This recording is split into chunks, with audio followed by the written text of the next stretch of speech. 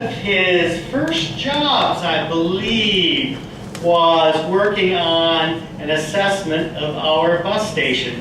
Preservation Alliance, and if you're not a member, to see me afterwards, paid to have an assessment done of what does this building need and what can it be used for. And I'm happy that I did read your resume correctly, Ben, and it's one of his first.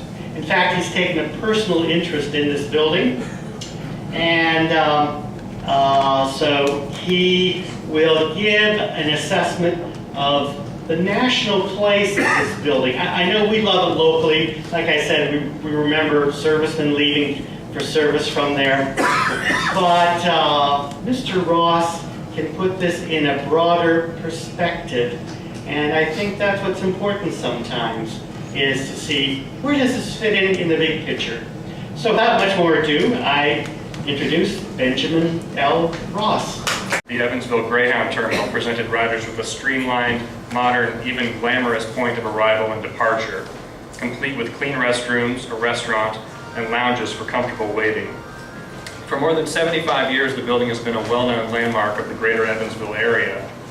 Many people who admire the terminal for its iconic appearance may not realize just how significant this building really is. The Greyhound terminal is a local landmark that's part of a larger national picture, and its significance is best understood in context. During the mid-20th century, travel by commercial bus was a modern and desirable service.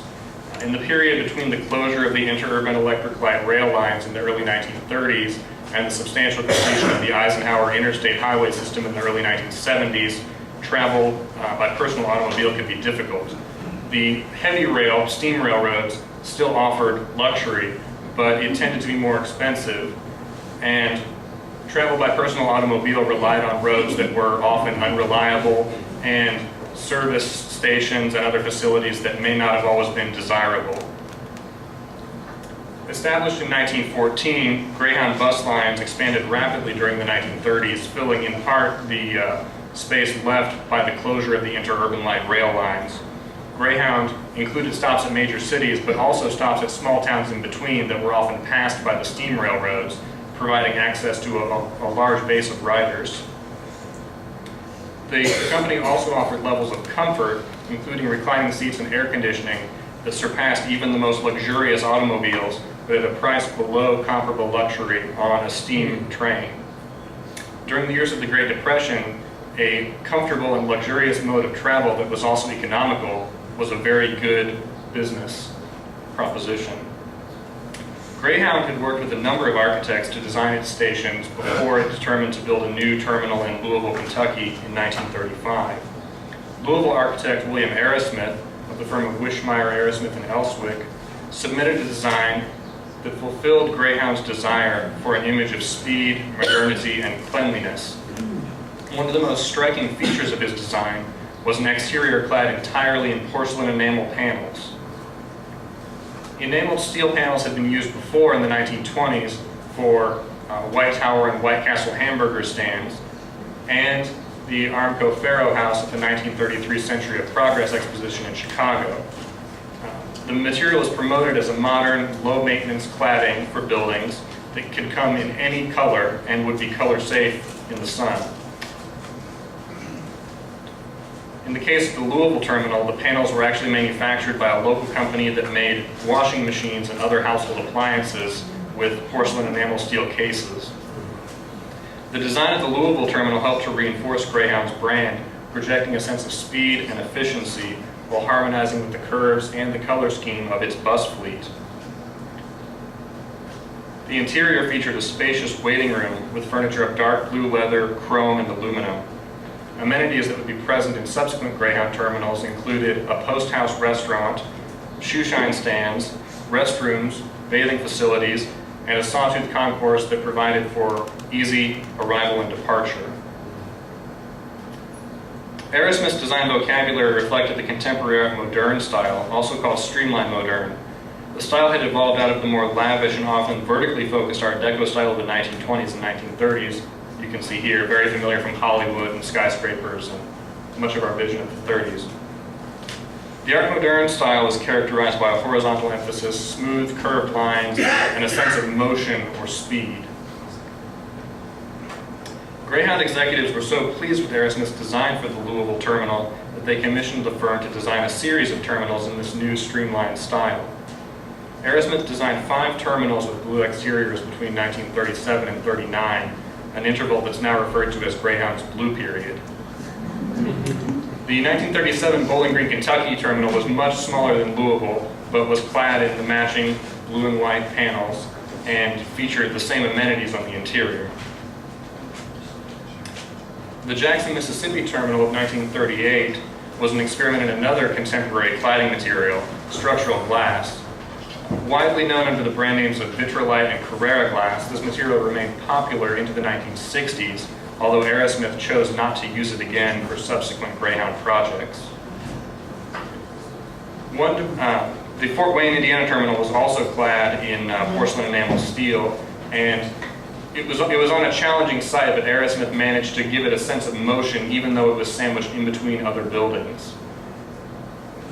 A departure from the Blue Period was the terminal of 1938 in Binghamton, New York. It was clad in a cast stone. It's mostly limestone. In 1937, Greyhound decided to construct a terminal in Evansville and purchased a downtown site. In the early 1920s, this site had been proposed for the new Caddick Theater, and construction started before the company went bankrupt and the half-finished building was left to deteriorate for more than 10 years. Alternate development proposals from the late 20s were never realized after the stock market crash of 1929, and the site sat vacant for more than 15 years. Greyhound acquired the site, and Aerosmith designed a terminal that would incorporate portions of the existing cast-in-place concrete foundation of the theater. Greyhound initially announced that this new building would be clad in Indiana limestone, but the final design from June 1938 featured porcelain enamel steel panels in the trademark blue and white. There was initial concern from the community that having a bus station at this location would cause extreme traffic congestion. So Greyhound proposed having a glass booth on the corner for a traffic coordinator who would be connected by telephone to the dispatcher and could tell them when the light was changing and when the buses could go. They ultimately decided that was not feasible, and the final design included a display window in place of the glass case. A major feature of the exterior was the corner pylon sign situated above the entrance. Here you can see the two-tone blue and white color scheme of the original panels. The pylon sign featured both the horizontal blue lights behind raised metal Greyhound letters and the vertical red Greyhound neon. The sign was topped with the running Greyhound, which was a feature of other terminals of the period. The bright open interior featured a large waiting room with lounge chairs upholstered in dark blue leather with chrome trim, a post-house restaurant, and interior finishes typical of the period. There was a checkerboard tile floor. The wainscoting was painted a dark navy blue with chrome strips. The walls were pink with turquoise trim and a cream-colored ceiling, so it was a very vibrant interior.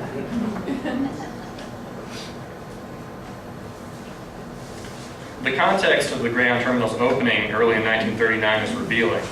This is the year that John Steinbeck's novel The Grapes of Wrath was published, chronicling the hardships of the Great Depression and the Dust Bowl.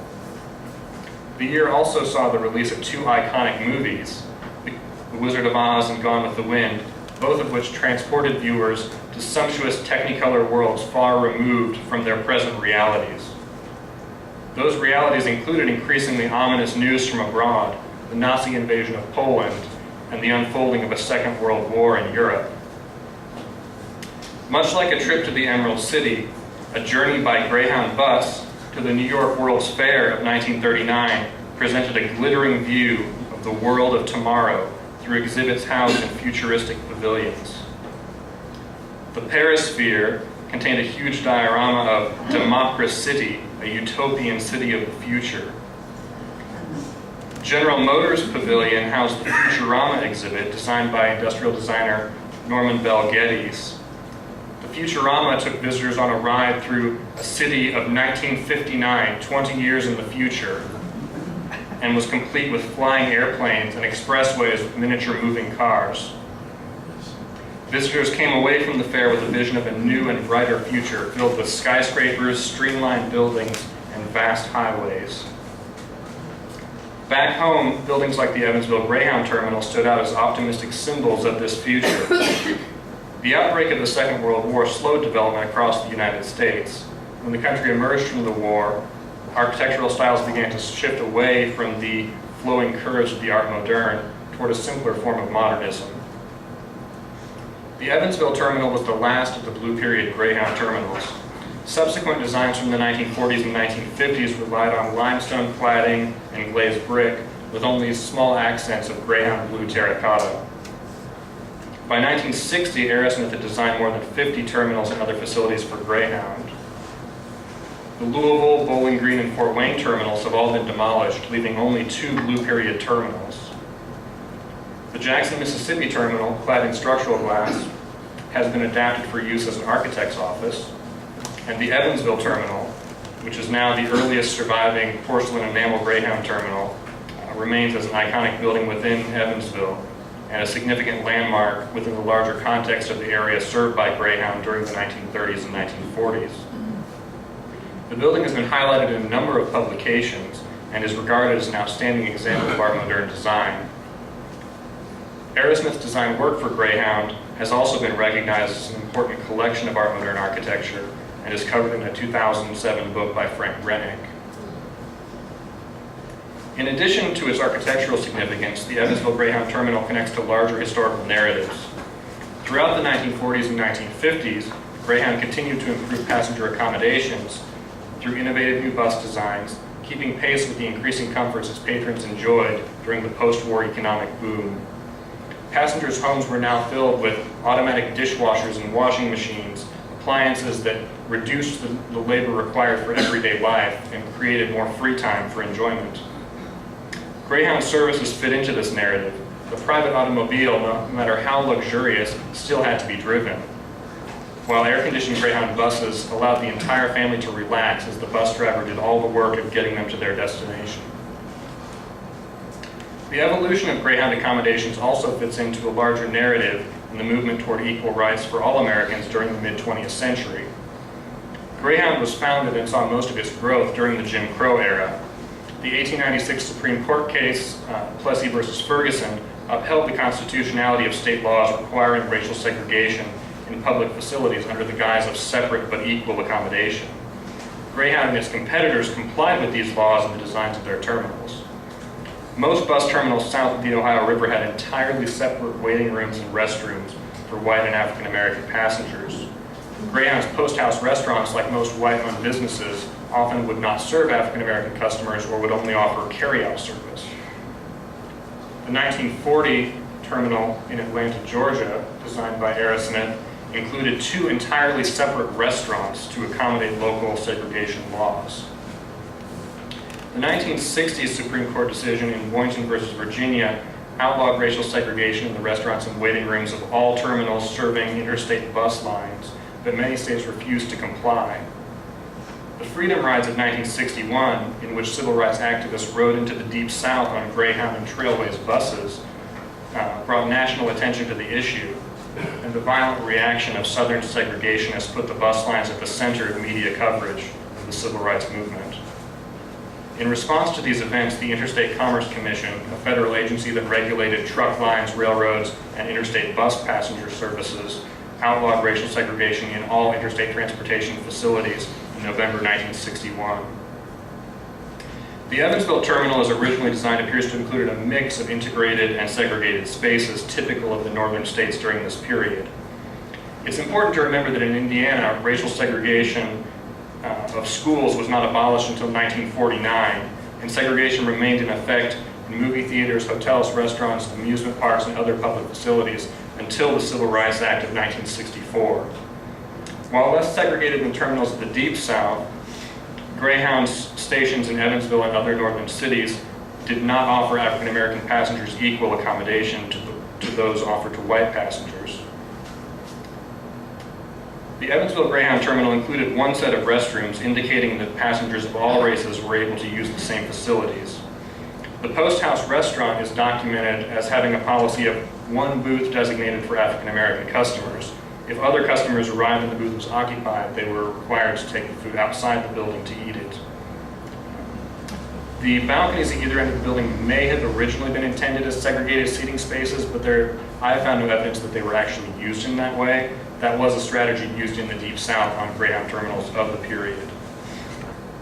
Clear photographs dated 1960 indicate that passengers of both races were using all areas of the building at that time. And changes in the regulation of 1961 would have required full desegregation of all Greyhound terminals within the system. Most advertisements and promotional literature focus on the experiences available to white customers and do not mention the varying levels of accommodation provided. Further research may reveal more details about the experiences of all passengers who use the terminal and other facilities in Evansville during this period and can bring out important stories for understanding our past.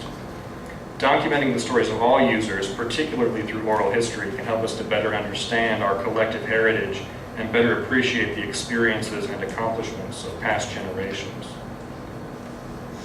The Evansville Greyhound Terminal operated 24 hours a day from its opening in 1939 until the 1980s when service was cut back. A remodeling in 1988 obscured most of the building's interior. The restaurant was replaced by new accessible restrooms, the waiting room was partitioned, and a drop ceiling was installed to conceal the high ceiling and the balconies. After 50 years of service, the porcelain enamel panels, some of them had become scratched, some were dented, and someone thought it was a good idea to paint over the building.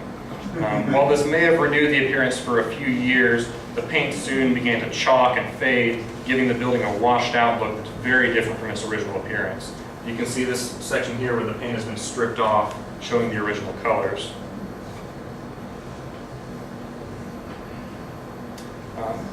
Maintenance became an issue with the building over the years. The steel sash windows suffered from years of condensation.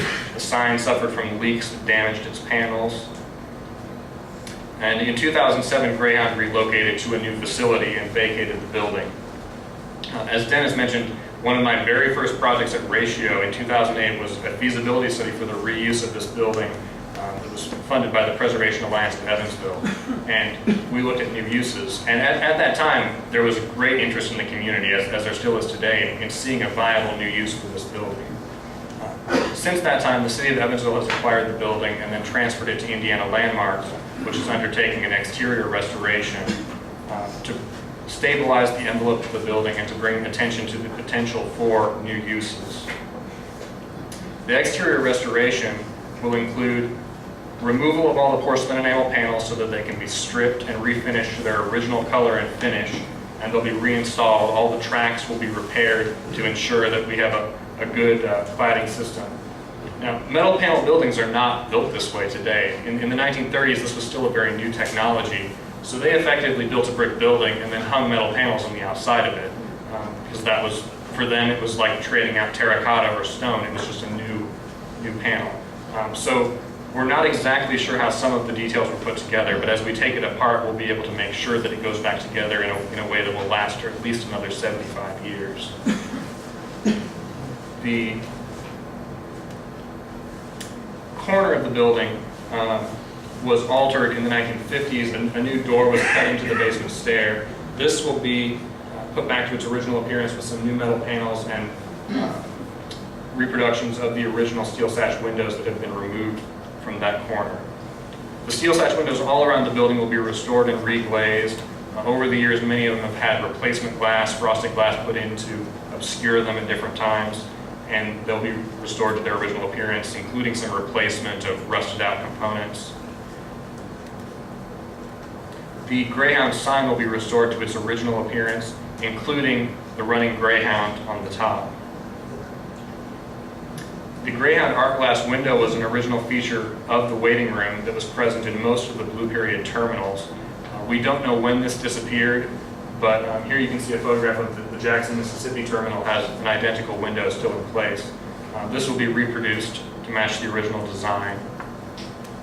The building will receive a new roof, which is Usually it's the most critical thing for any building to survive. You need a roof, you need to keep the water out.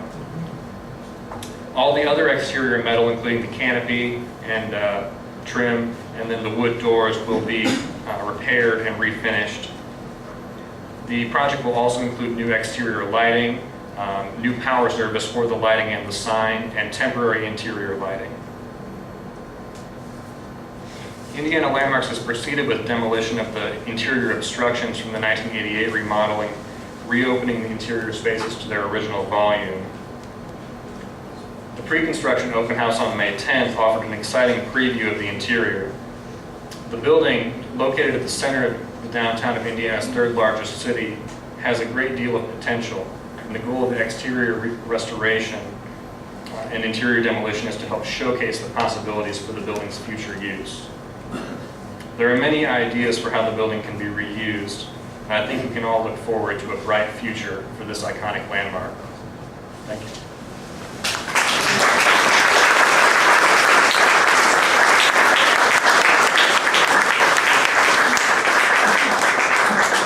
If there are any questions or any points for discussion? Yes. How long is the renovation going to take? It should be done by the end of the year. Who's funding the renovation? The outside?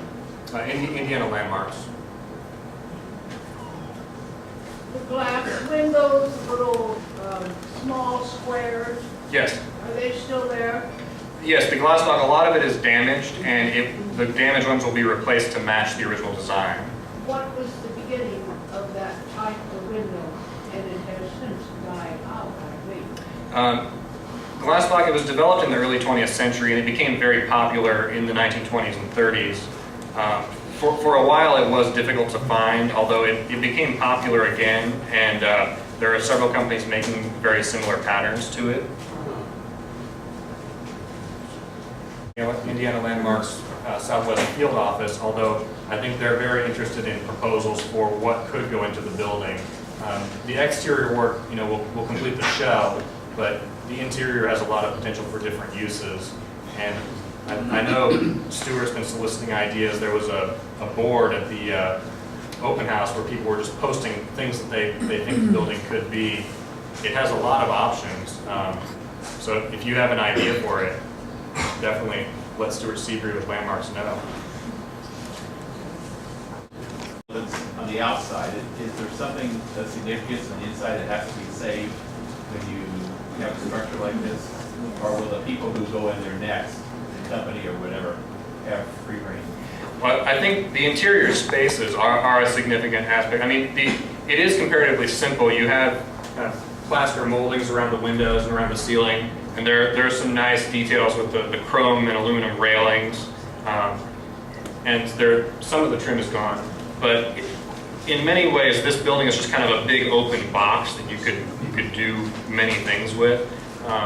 It doesn't have the limitations of, say, something that was divided up into a bunch of little rooms that you couldn't reconfigure without destroying the character. So I think in many ways it's a very flexible building that could lend itself to a lot of different uses. But it would be important to maintain the character of the space. Otherwise, it looks like the picture before all that stuff was taken out, where you could be in a strip mall in the suburbs. But I think anyone who would want to put something in this building would probably want to make the most of the space that's offered. How many square feet is it? I actually don't know that off the top of my head. I should. Would the Evansville Preservation Group have some say as to what would go in there? The building is not locally designated. The building could be locally designated, particularly if there was a community desire to do so. In fact, it would be a very good thing, it would be a precedent for having a single building site that would commission would have some oversight. So I encourage you to promote that idea. Preservation areas need to be, community-based, and it needs to be community-supported like that. Mm-hmm.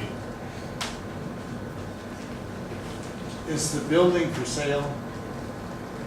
I don't believe so.